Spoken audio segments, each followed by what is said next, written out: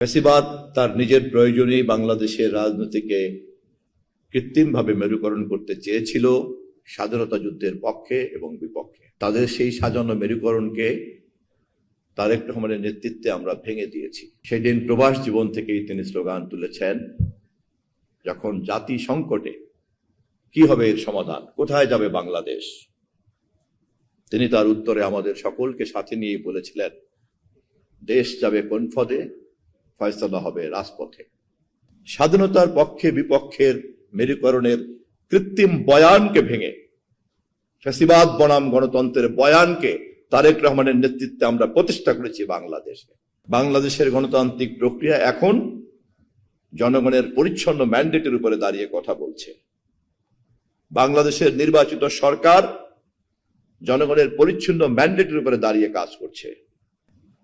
বাংলাদেশের পার্লামেন্ট অতীতের যে কোনো সময়ের চাইতেই ভাইব্রেন্ট পার্লামেন্ট হিসেবে কাজ করছে, যেমন আমরা প্রমাণ করেছি 5ই আগস্টে। এবং 5ই আগস্টের পরবর্তীতেও আমরা যখন দেখেছি, যখন কেউ কেউ কৃত্রিম বয়ান তৈরি করতে চান, কৃত্রিম কাহিনী তৈরি করতে চান, কৃত্রিম চরিত্র তৈরি করতে চান এবং কৃত্রিম ভাবে কেউ কেউ বিশাল বড় নেতা হিসাবে নিজেদেরকে আবির্ভূত করতে চান, আমরা তার বিপরীতে কোনো মান অভিমান এবং আক্রোশ ব্যক্ত করতে চাই না।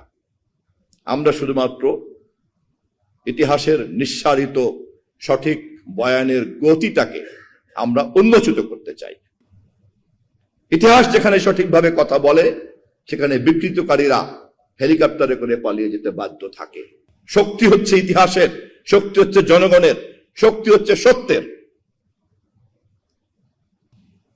যেখানে আমাদের নৃতাত্ত্বিক ঐতিহ্যকে স্পষ্ট করে দেয়, আমাদের ভাষাগত ঐতিহ্যকে স্পষ্ট করে দেয়, এবং সে কারণে আমরা গর্বের সঙ্গে দাবি করতে পারি আমরা বাংলাদেশী, আমাদের কাছে সবার আগে বাংলাদেশ।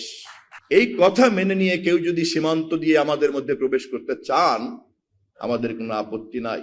কিন্তু এই কথাকে বাইরে রেখে কেউ যদি বলতে চান ভারতের জনগোষ্ঠীর সঙ্গে শুধুমাত্র বাংলাদেশের জনগোষ্ঠীর যোগফল, আমরা তাদেরকে বিনয়ের সঙ্গে মনে করে দিতে চাই, সার্কের জনগোষ্ঠীর সংখ্যা হচ্ছে এখন 220 কোটি মানুষ।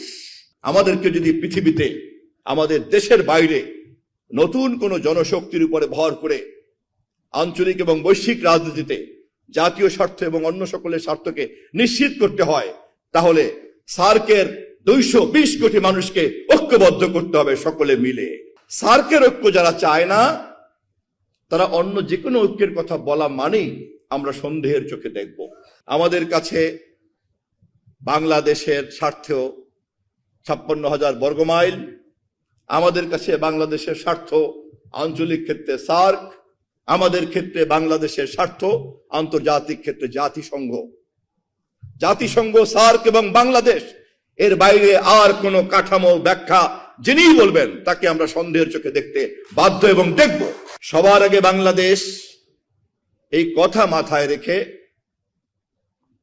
আঞ্চলিকতার জন্য সার্ক, আন্তর্জাতিকতার জন্য জাতিসংঘ, এই পথ ধরে আমরা একটা বৈশ্বিক মানচিত্রে আমাদের সম্মানজনক মর্যাদা, আঞ্চলিক মানচিত্রে আমরা আমাদের সম্মানজনক মর্যাদা অর্জন করতে চাই।